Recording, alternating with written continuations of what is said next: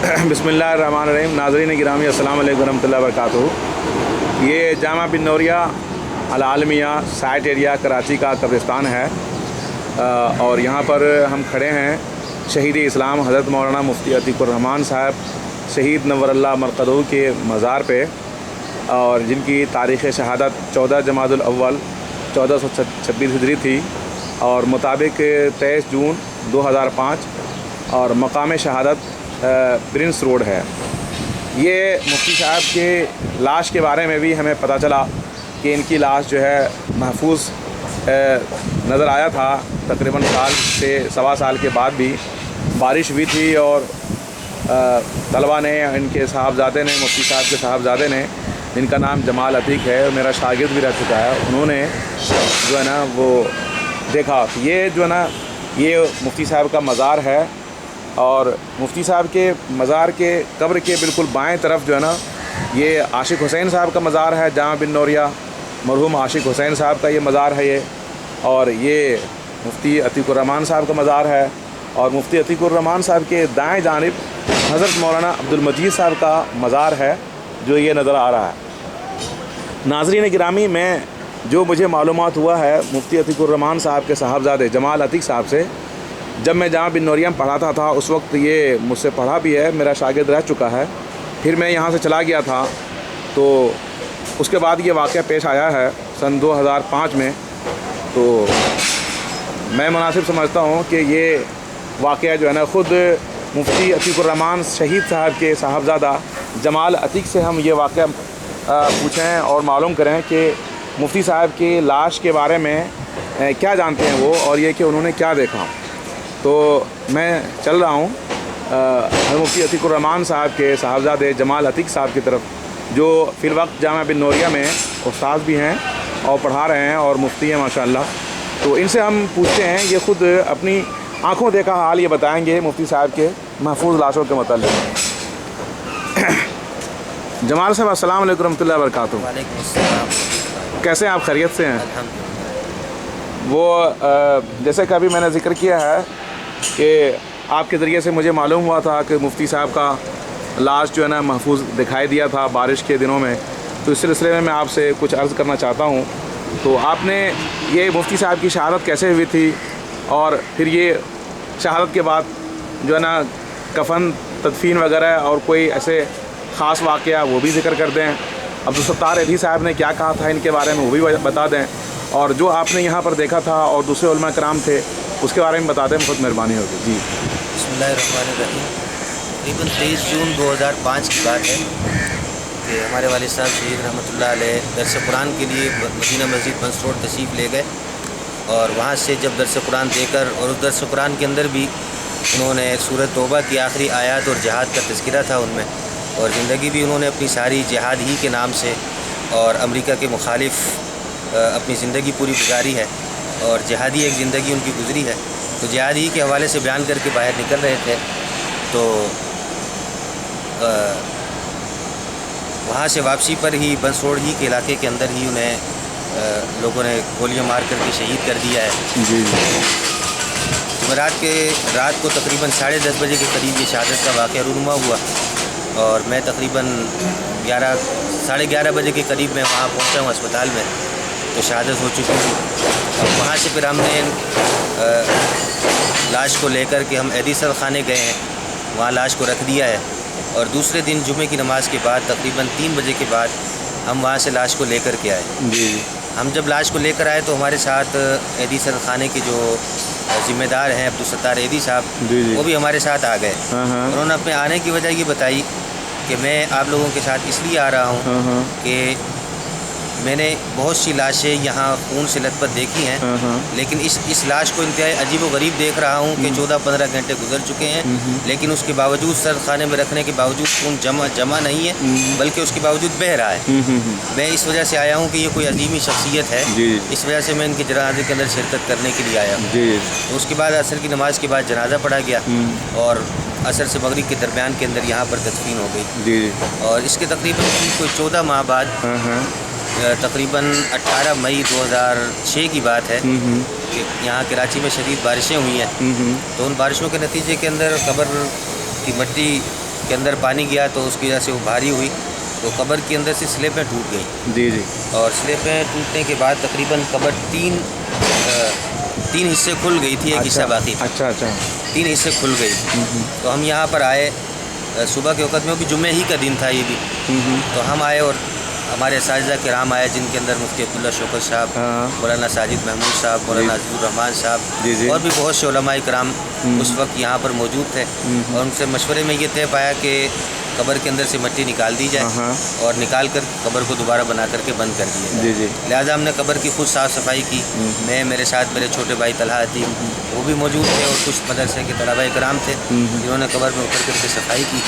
تو ہم قبر کے اندر سے جیسے جیسے مٹی باہر نکال رہے تھے تو یہ قبرستان خوشبو سے معطر ہو رہا تھا. اچھا ماشاء اللہ. تقریباً اس وقت کوئی 30 سے 35 افراد کی تعداد موجود ہوگی اور ان میں سے ہر ایک نے اس چیز کو محسوس کیا ہے. تو جیسے جیسے ہم مٹی نکالتے گئے خوشبو کے اندر اضافہ ہوتا گیا اور یہاں تک کہ ہم کفن تک جب پہنچے تو اس وقت اساتذہ کرام نے کہا کہ بس اس سے آگے نہیں جائیں اور کفن کو کھولیں نہیں. لیکن وہ جو کفن کی کیفیت تھی بالکل سرخ ہو رہا تھا اور اس کو جو خون لگا ہوا تھا ایسے لگتا تھا تازہ خون ہے. اور اس کفن پر اور اس کفن کے ذریعے سے جو ہاتھ جسم پر ہمارا لگا تو جسم بھی بالکل اس طرح تھا جس طریقے پر کہ بالکل عام آدمی سویا ہوا ہوتا ہے, بالکل نرم اور گرم.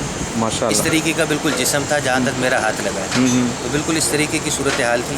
اور اس کے بعد پھر ہم نے اس کو صفائی وفائی کر کر نئی سلیپیں لگا کر اور سلیپیں لگانے کے بعد ہم نے جیسے قبر کو جیسے اسے بند کرتے گئے ویسے ویسے خوشبو کے اندر کمی آتی گئی اور آہستہ آہستہ یہ خوشبو ختم ہو. یہ کا واقعہ ہے. آپ نے ایک بات بھی بتائی.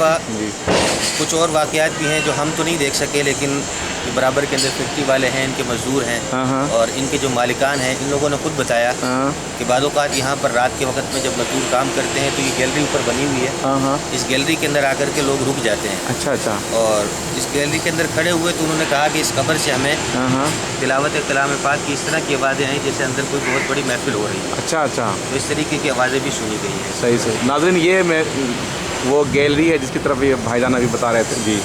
اور اس کی تصدیق مفتی نعیم صاحب بھی کر دیں گے. اچھا ماشاء اللہ. تو بھی ان کے بھی علم میں یہ بات موجود ہے. جی جی جی. یہ ناظرین گرامی بہت بڑی سعادت کی بات ہے کہ اللہ تعالیٰ نے ایک عالم دین کو جو حق بات بولتے تھے اور جو بھی باطل ہوتا تھا وہ باطل کی بطلان کو اجاگر کرتے تھے, جس کی بنا پر جو ہے ان کو شہید کر دیا گیا, قتل کر دیا گیا.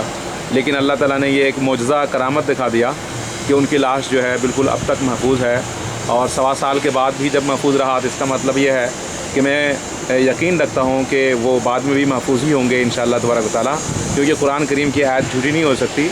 سورۃ البقرہ آیت نمبر 154 کے اندر اللہ تعالیٰ نے خود کہا ہے کہ تم ان لوگوں کو مردہ مت کہو جو اللہ کے راستے میں شہید کر دیے جاتے ہیں, وہ زندہ ہیں لیکن تم لوگ شعور نہیں رکھتے ہو. تو یہ ناظرین گرامی ظاہری طور سے کھانا پینا نہ ملنے کے باوجود ان کا جسم, جیسا کہ ان کا صاحبزادہ کہہ رہے ہیں کہ ہاتھ جسم پہ گیا تو وہ جسم نرم بھی تھا, گرم بھی تھا اور خون تازہ تھا بالکل. تو اس سے آپ اندازہ لگا سکتے ہیں کہ جب تک اللہ کی طرف سے باطنی طور سے ان کو غذا نہیں مل رہی تھی تو ان کے جسم میں تازگی کیسے تھی, ان کا خون تازہ کیسے تھا. پھر یہ کہ خوشبو اندر سے آنا, اور 30-35 طلباء اور علماء کرام اس وقت یہاں پر موجود تھے اور ان لوگوں کا نام بھی لیا ہے ان لوگوں نے کہ وہ سب گواہی دے سکتے ہیں. ناظرین گرامی یہ اس بات کی ثبوت ہے کہ دین اسلام ایک سچا مذہب ہے اور جو مکمل طور سے دین اسلام کا فالو کرتے ہیں اللہ تبارک و تعالیٰ ان سے راضی ہو جاتے ہیں اور زمین کو بھی پتہ چل جاتا ہے یہ اللہ کا نیک بندہ ہے اور کیڑے مکوڑے کو بھی پتہ چل جاتا ہے کہ اللہ کا نیک بندہ ہے.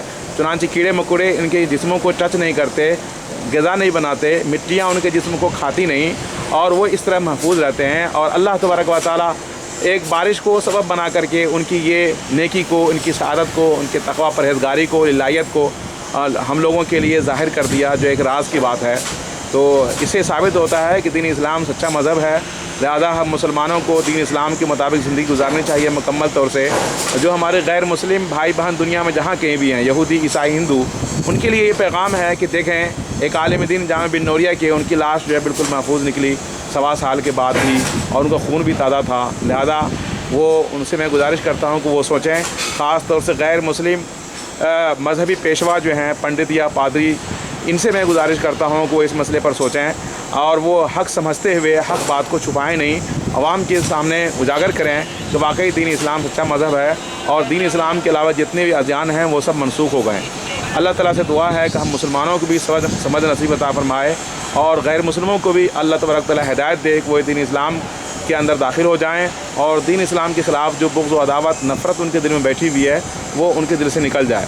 بے شک اس میں کوئی شک کی بات نہیں ہے کہ ہمارے یہاں بہت سے مسلمان ایسے ہیں جو عمل نہیں کر پاتے ہیں، نہیں کر رہے ہیں، جس سے اسلام کی بدنامی ہو رہی ہے، لیکن دین اسلام کا اس میں کوئی قصور نہیں ہے، ان افراد کا قصور ہے۔ ہر مذہب کے اندر، یہودیت کے اندر، عیسائیت کے اندر، ہندو مت کے اندر بھی بہت سے ایسے لوگ ہوتے ہیں جو اپنے اپنے مذاہب کو فالو نہیں کر پاتے ہیں۔ تو اسی طرح سے دین اسلام کے اندر بھی بہت سے مسلمان ہیں جو مکمل طور سے دین اسلام کی پیروی نہیں کر پاتے ہیں۔ تو اس سے یہ نتیجہ نہیں نکلتا کہ دین اسلام خدا نخواستہ غلط مذہب ہے، یا یہ کہ دین اسلام کا کوئی ثبوت نہیں ہے سچائی کا، یا اللہ کا پسندیدہ دین نہیں ہے، ایسا نہیں ہے۔ اس سے ثابت ہو گیا کہ دین اسلام ایک سچا مذہب ہے، اللہ کا پسندیدہ دین ہے، اور جو بھی ان کے دین پر مکمل طور سے عمل کرتا ہے اخلاص کے ساتھ، اللہ تبارک و تعالیٰ ان سے راضی ہو جاتا ہے اور اس کے نتیجے کے اندر ان کے جسم کو بھی اللہ تعالیٰ محفوظ رکھ دیتا ہے۔ جو اس بات کی ثبوت ہے کہ جس طرح سے یہ دنیا کے اندر مرنے کے بعد قبر کے اندر وہ سکون سے ہیں، انشاءاللہ تبارک و تعالیٰ میدان محشر کے اندر بھی سرخرو ہوں گے اور انشاءاللہ جنت میں جائیں گے، جو آخری منزل ہے اور مسلمانوں کے لیے سب سے بڑی کامیابی ہے۔ اللہ تعالیٰ سے دعا ہے کہ اللہ تعالیٰ ہم سب کو غور و فکر کرنے کی توفیق نصیب عطا فرمائے۔ اور میں شکریہ ادا کرتا ہوں جمال عتیق صاحب کا، جو میرے شاگرد بھی رہ چکے ہیں، کہ انہوں نے یہ انٹرویو دیا اور یہ مزار پہ آئے اور تفصیلی واقعہ بتایا، ہم ان کا شکر گزار ہیں۔ اور ساتھ ہی ساتھ مفتی عتیق الرحمان صاحب جب میں پڑھاتا تھا تو وہ بھی میرے ساتھ بنات کے شعبے میں لڑکیوں کے ادارے کے اندر پڑھاتے تھے، مسلم شریف ان کی گھنٹی تھی اور میں کوئی اور کتاب پڑھاتا تھا۔ تو ان دنوں میں بھی ایک استاذ کی حیثیت سے تھا، وہ بھی ایک استاذ کی حیثیت سے تھے، اور لیکن یہ کہ بعد میں چلا گیا تھا اور مفتی صاحب یہیں کام کرتے رہے اور یہ واقعہ پیش آ گیا۔ تو یہ بہت بڑی استدلال ہے، بہت بڑا ثبوت ہے دین کی سچائی کے اوپر، قرآن کریم کے کلام الہی ہونے کے اوپر، محمد صلی اللہ علیہ وسلم کے رسول ہونے کے اوپر، کیونکہ مفتی عتیق الرحمان صاحب دین اسلام کو سچا مانتے تھے، خود مسلم تھے، محمد صلی اللہ علیہ وسلم کو آخری رسول مانتے تھے اور قرآن کریم کو اللہ کا کلام مانتے تھے، اور دوسرے جو عقیدے ہیں اسلام کے ان کو مانتے تھے۔ تو یہ ثابت ہوتا ہے کہ دین اسلام اور ان کے عقائد اور ان کے اعمال جو ہے بالکل سچ ہیں۔ اللہ تعالیٰ سے دعا ہے کہ اللہ تعالیٰ ہمیں صحیح سمجھ نصیب عطا فرمائے۔ وآخر دعوانا الحمدللہ رب العالمین۔